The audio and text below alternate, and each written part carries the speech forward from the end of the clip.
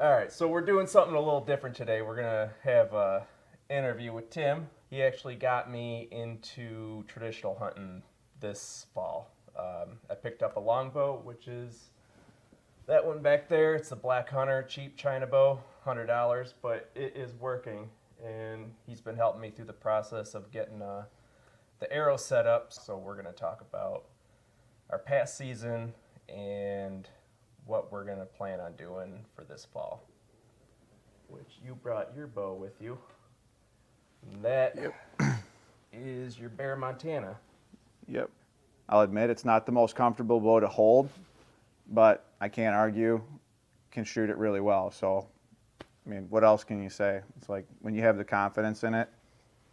That's the one That's that it. you shot that Yep. buck with. And this is the one I was able to take my first traditional deer with this year.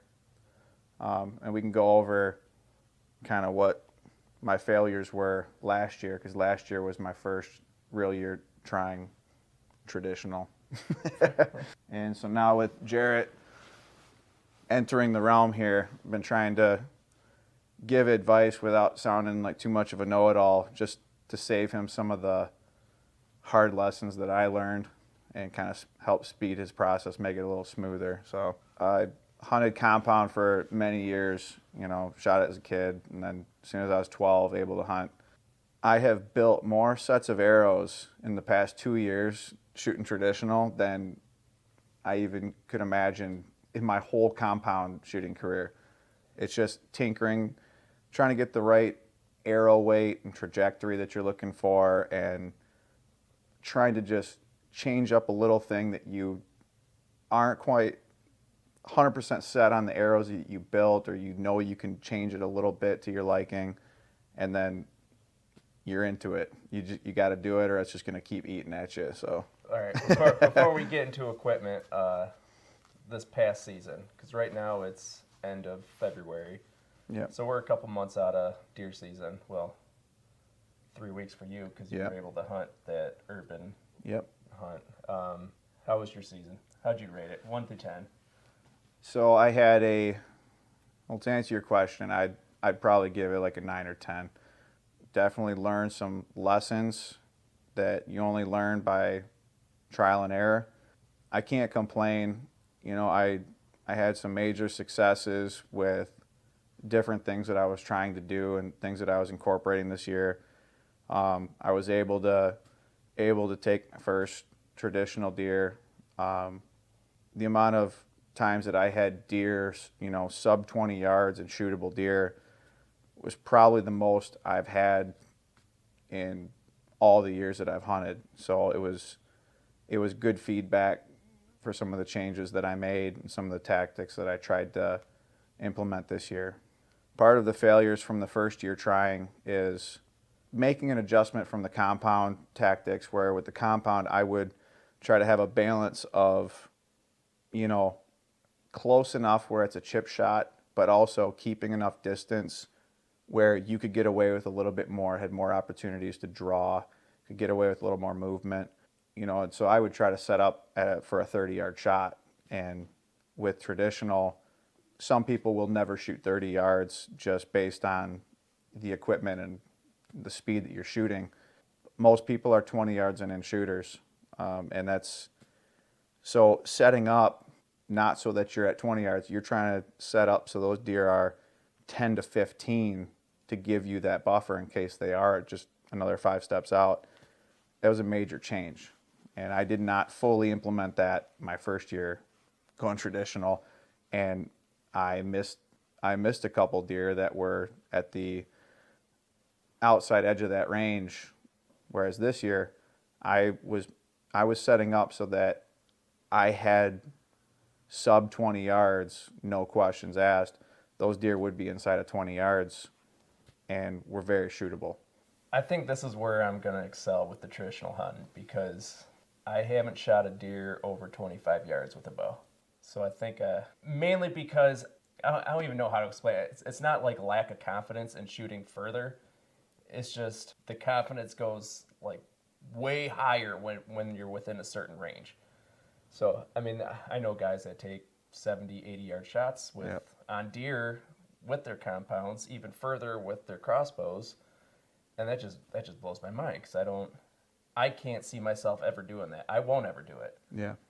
As for the compound, dude, I was totally oblivious when it came to arrows because Yep. the last bow, your brother set it up for me. He was like, "Yeah, shoot these arrows." You don't think about it very much. I didn't think about it at all. It's like as long as I was able to hit groups like this at 20 yards, I'm good. I don't care if it was a noodle going through there. Yep. Most people are shooting well under 200 feet per second. 170, I think, would be considered pretty fast for a hunting setup.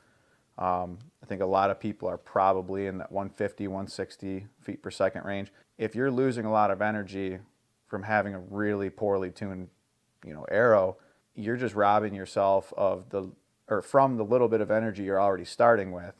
All these bows are very capable of getting it done. You see, people getting full pass-throughs on elk and moose. Most of those people really care about having an arrow that's flying correctly, having a sharp broadhead. And there's so much more that goes into the traditional side than the compound side. And it's one of the reasons that I enjoy it is because you can really get personal with every little ounce of component and aspect of the grip on the bow matters more. Your length of arrow, might, be very specific to how you want to shoot in your sight picture. Maybe you're trying to get a little bit more speed to get a little flatter trajectory.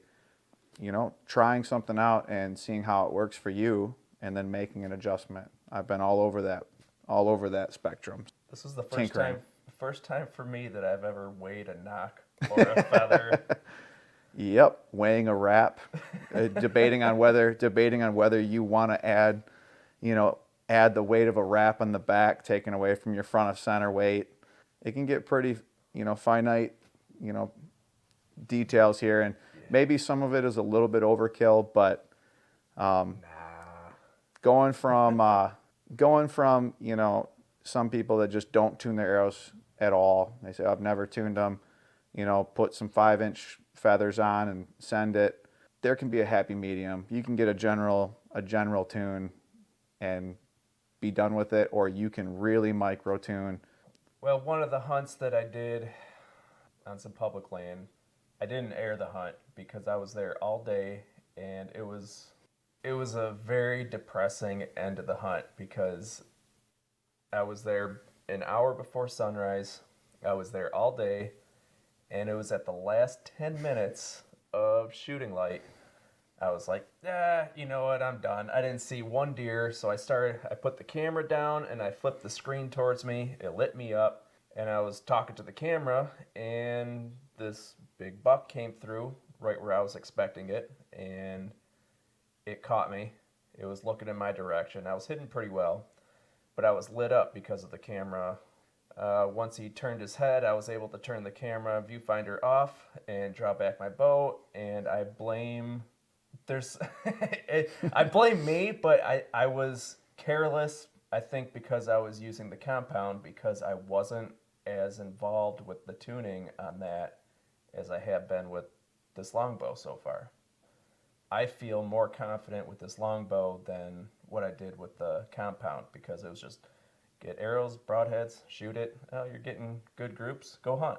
Yep. And now it's like what I've been doing with these arrows and practicing every day. It's like the compound made me careless. So It's like you see an animal, you can shoot it. Just put your pin on where you want to hit and release. Yep. It's like now it's so much more involved. I'm still debating on whether to. I think that needs air that footage. I think that he's going to play that video for you at some point. Yeah. During this block in this video. Right about because here. it's not funny to him yet. One day it will be, because the rest of us can laugh in others' mistakes. Because one day you will look back and you will laugh, because it is probably the funniest video I've ever seen.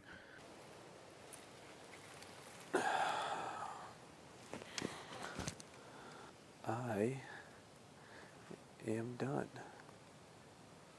I'm packing up, and this is the last time I'm hunting this oxbow. I mean, there's deer here. The sign is here. I know I just picked a bad day with the wind, but I'm going to call it quits here. It's not so far of a hike.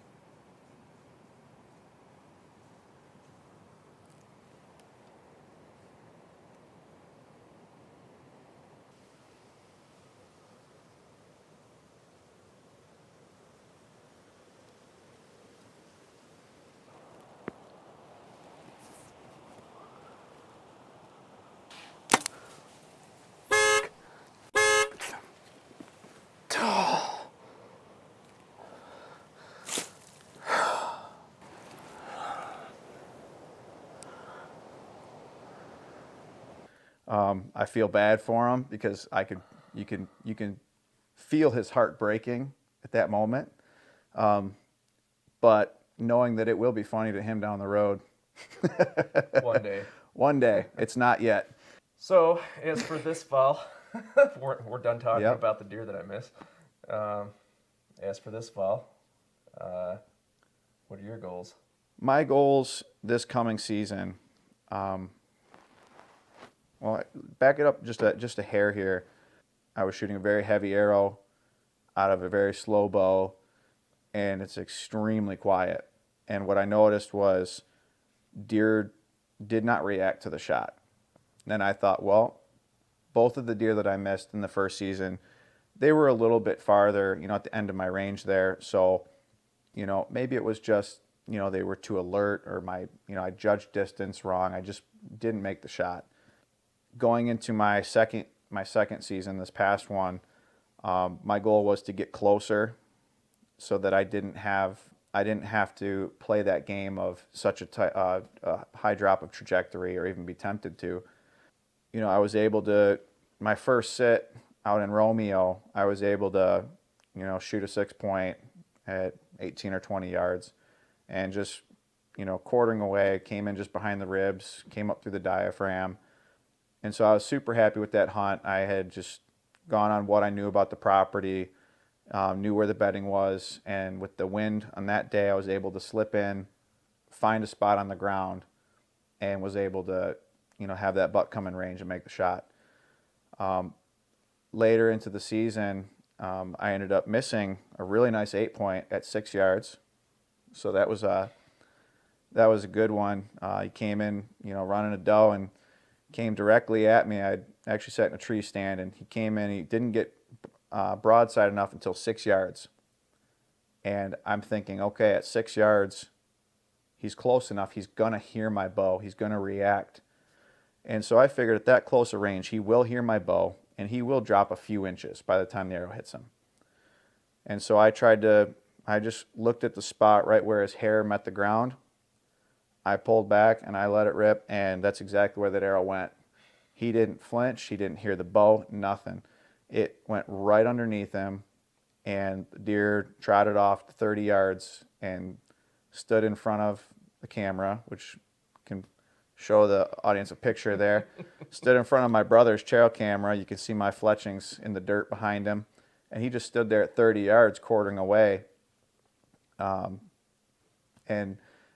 I wasn't upset. I'm still learning how deer are reacting to, shooting traditional bows at the speed we are, the noise they make. I didn't switch to traditional because it was going to be easier, because I, was going to kill every single thing that I shot at, and it was going to be perfect. If I was going to switch from a compound to that, I would have went to a crossbow. I knew it was going to be more difficult. There was going to be more room for error, and I knew I'd have to get closer. 6 yards was a little close out of a tree stand. You would have had that buck if you did use a crossbow. If I had the crossbow or a compound, it would have been dead on the first entrance. And I laughed when that buck stood there at 30 yards quartering away, because with a compound, that still was my first pin. And I just laugh. I literally sent out messages saying, it's like, hey, this is what a buck looks like when you miss him at 6 yards. That trying to make those shots that are now more difficult to make, it's what keeps you going back for more.